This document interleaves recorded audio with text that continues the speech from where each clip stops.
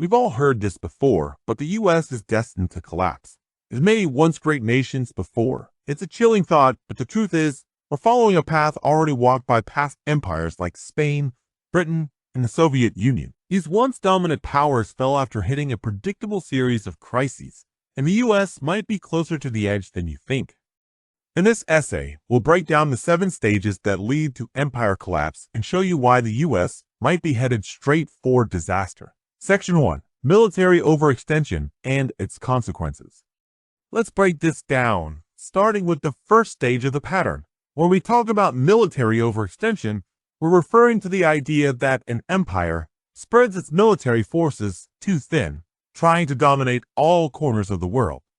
This is exactly what happened to past global superpowers like Spain, Britain, and the Soviet Union, and it's something the United States has been doing for decades.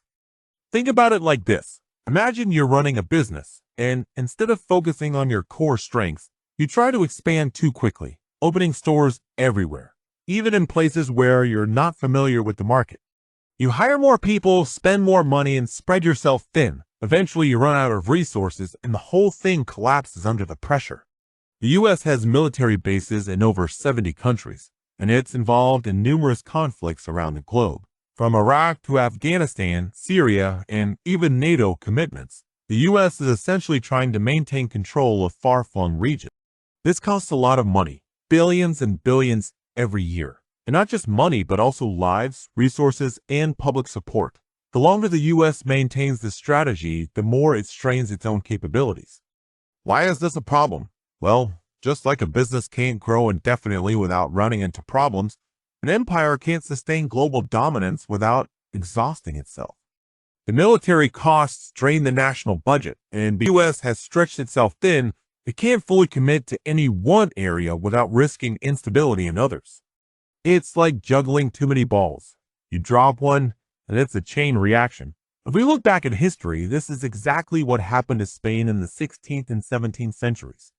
They were fighting wars all over the world and trying to maintain a vast empire. Eventually, they couldn't keep up with the costs, and it led to their collapse. Britain faced a similar issue after World War II. The cost of maintaining their empire in the face of a new global order became too much to bear, and they had to retreat from many colonies. For the U.S., we're already seeing signs of this military overextension. The wars in the Middle East, the need to maintain a global military presence, and the increasing costs of defense are all contributing factors. If the U.S. doesn't adjust, it could reach a tipping point where continuing military dominance becomes unsustainable. Section 2. Currency debasement and the inflation trap. This is where the empire devalues its currency, usually by printing more money. You've probably heard about inflation before, right? It's when prices rise because the value of money goes down. The more money there is in circulation, the less it's worth. This is a major issue when an empire keeps spending and borrowing without real backing. In the US, this started happening significantly in the 20th century, especially after World War II. The US had a huge amount of debt from the war, and instead of raising taxes to pay it off, they started printing more money. This devalues the dollar, causing inflation. It's like going to a store and seeing prices go up because the money you have isn't worth as much as it used to be. The tricky thing is, when you print more money, you end up creating a vicious cycle. More money in circulation means inflation. Inflation means goods and services become more expensive, and the value of wages decreases. This, in turn, causes the government to print even more money to keep up with the rising costs. And so, the cycle continues. This process is nothing new. Historically, it's been a key factor in the decline of empires. Look at the Roman Empire. When they faced financial trouble, they started mixing less valuable metals into their coins, which resulted in inflation. In Spain, during their empire-building days, they flooded the economy with gold and silver from the Americas, which ultimately led to the debasement of their currency. In the US, you can see signs of this happening now. The Federal Reserve prints more money to deal with national debt and financial crises, but this creates inflation. It's a huge issue for regular people because it means their money doesn't go as far. For example, you might notice that groceries and rent are more expensive now than they were a few years ago.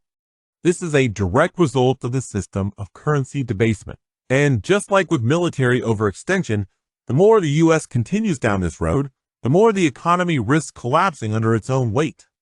The question is, how much longer can this go on before inflation spirals out of control? Section 3. The debt spiral. Borrowing to stay afloat. This is where things start to get really tricky. Imagine you have a credit card. You're already in debt, but instead of paying it off, you just keep borrowing more money to make the minimum payments. Over time, you accumulate more and more debt, and eventually you can't keep up with the payments anymore. For the U.S., this is exactly what's been happening. The government has been borrowing more and more money, often just to cover the costs of previous debts. It's a never-ending cycle. Right now, the U.S. debt is over $30 trillion, and it's growing by the day.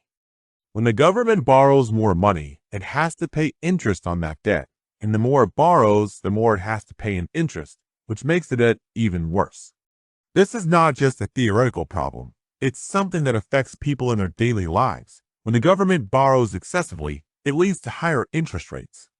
So, if you ever tried to buy a house or get a loan, you might have noticed that interest rates have been going up.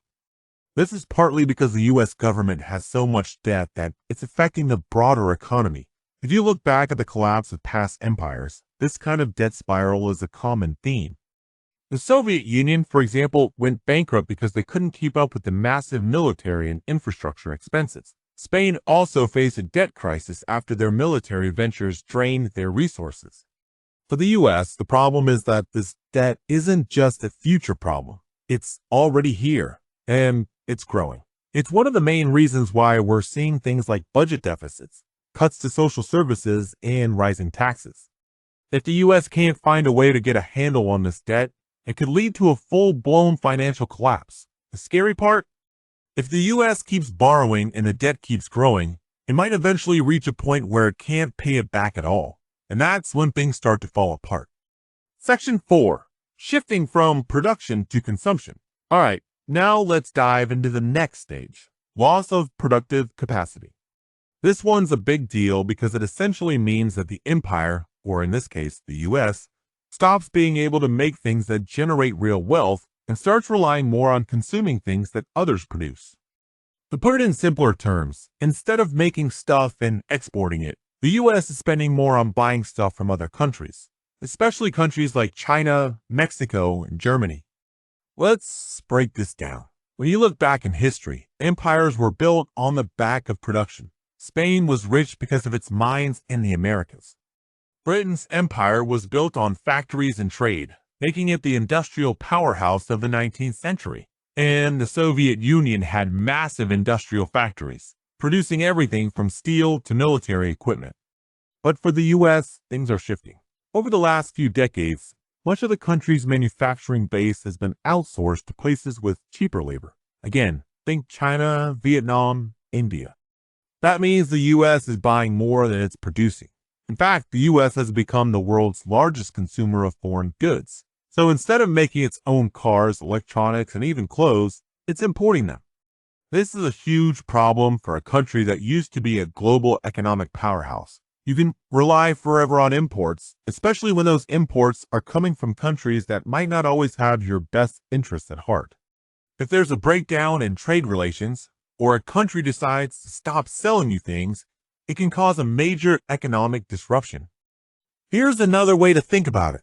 Imagine a family that used to make its own food, grow its own vegetables, and build its own furniture. Over time, though, they start buying everything from stores. Eventually, they can even make basic repairs around the house because they've lost the skills and resources to do it themselves.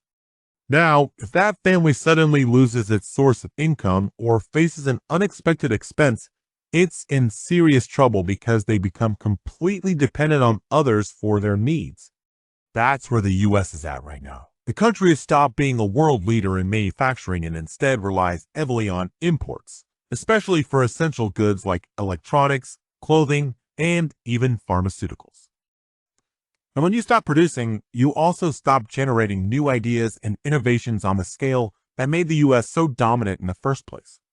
The shift from production to consumption weakens the long-term stability of the economy. This decline in productive capacity also means that the U.S. is less resilient. If there were a major crisis, like a trade war or a global supply chain disruption, the country would be far less equipped to weather the storm. The U.S. has become dependent on foreign countries for things it once made itself, and that dependency makes it vulnerable. Historically, this type of shift has led to the decline of empires. When an empire stops producing and only consumes, it weakens its foundation. Britain's empire started to lose its grip in part because it outsourced too much of its manufacturing to colonies, leaving itself vulnerable to external pressures. The Soviet Union's failure to modernize its industries and focus on production contributed to its downfall as well. For the U.S., we're already seeing signs of this shift. The country has moved from a manufacturing-based economy to a service-based economy. While services like healthcare and technology are important, they aren't as robust as physical manufacturing in creating real, tangible wealth. If this trend continues, it could be a key factor in the U.S.'s economic and geopolitical decline. Section 5. Social decay, internal cracks in the foundation. This stage is where things get a bit more personal. When an empire starts to fall apart, it doesn't just happen because of economic factors. It's also a breakdown in the social fabric.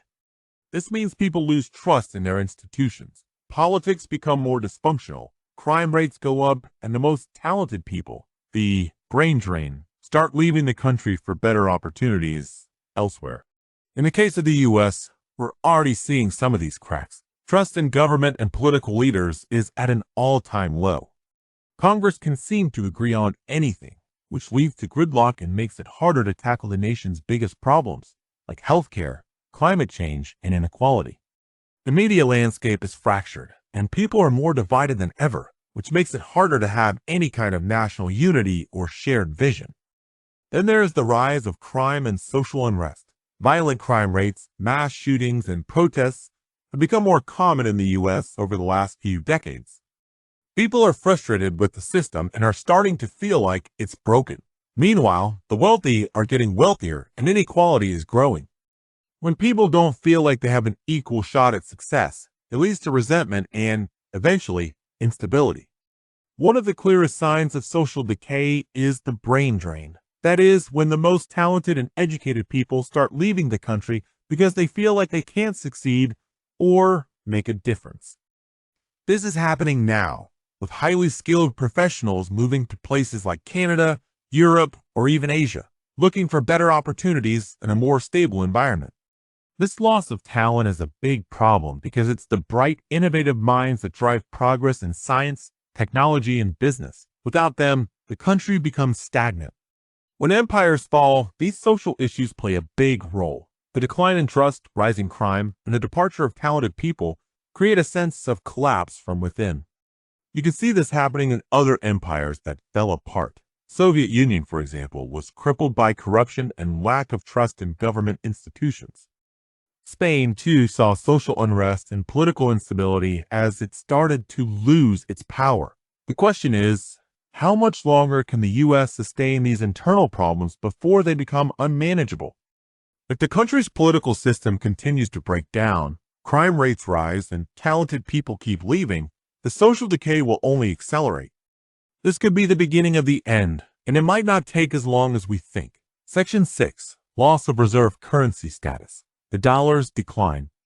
This is a big one because the U.S. dollar has been the world's primary reserve currency for decades. Essentially, that means other countries hold dollars in their central banks, and global trade is largely conducted in U.S. dollars. This gives the U.S. a unique advantage because it can print money, and the rest of the world will still accept it. But what happens if the world loses faith in the dollar? We've already started to see the early signs of this. Other countries like China and Russia have been trying to reduce their reliance on the U.S. dollar.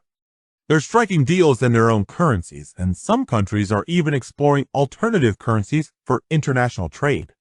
If enough countries stop using the dollar and start using something else, like the Chinese yuan or a basket of other currencies, the dollar's dominance could fade. And when that happens, the U.S. would lose its ability to print money without consequences. If the U.S. dollar loses its status as the world's reserve currency, it would cause massive disruption. It would make it much harder for the U.S. to finance its debt, and interest rates could skyrocket.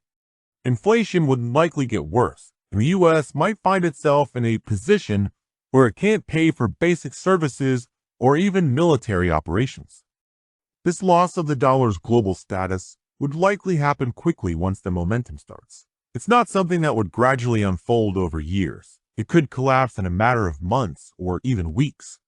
The U.S. would be left scrambling, unable to maintain the kind of economic power it once had.